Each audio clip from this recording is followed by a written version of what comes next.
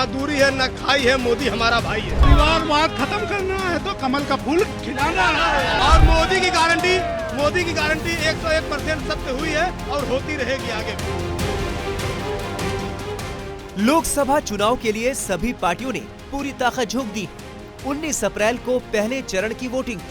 BJP भी पूरे दमखम के साथ मैदान में उतर चुकी है।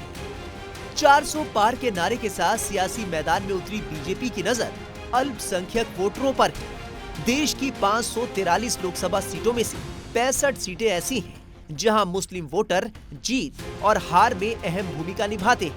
ये वो 65 सीटें हैं जहां मुस्लिम वोटरों की संख्या 30% से लेकर 80% तक है। वहीं 35 से 40 लोकसभा सीटें ऐसी हैं जहां मुस्लिम समुदाय के वोटरों की अच्छी खासी संख्या है।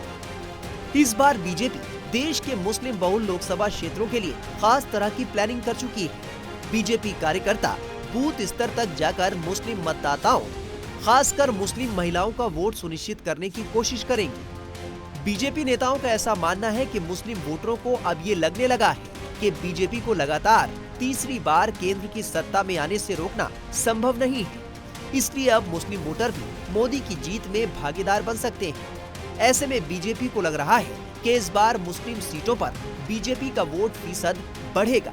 इसके लिए पार्टी ने पूरा जोर लगा दिया है। इससे पहले पीएम मोदी खुद कई रैलियों में पसमानदा मुसलमानों का जिक्र कर चुके हैं, उन्हें मेन स्ट्रीम में लाने की बात कर चुके हैं। यही वजह है कि बीजेपी पिछले कुछ सालों से मुसलमानों के बीच अपनी पैठ बनाने की कोशिश में लगी है। इसके लिए बीजेपी ने हाल के दिनों में मुस्लिम समाज के अलग अलग वर्गों से बातचीत के लिए कई अभियान भी चलाए हैं। बीजेपी का अल्पसंख्यक मोर्चा देश भर में मुस्लिम समाज के बीच इस तरह के 23,000 के लगभग स्नेह संवाद कार्यक्रम कर चुका है। इन संवाद कार्यक्रमों के जरिए मोर्चा ने देश के 1500 के लगभग विधानसभा क्षेत्रों को कवर किया है। देश भर में इसके जरिए 50 लाख से ज्यादा मुस्लिमों से संवाद किया गया है। देश की सभी लोकसभा सीटों पर कुल मिलाकर 18 लाख से ज्यादा मोदी मित्र बनाए गए हैं। अल्पसंख्यक बहुल बूथों पर मुस्लिम समाज के युवकों को भी बूथ की टीम में महत्वपूर्ण भूमिका दी गई है।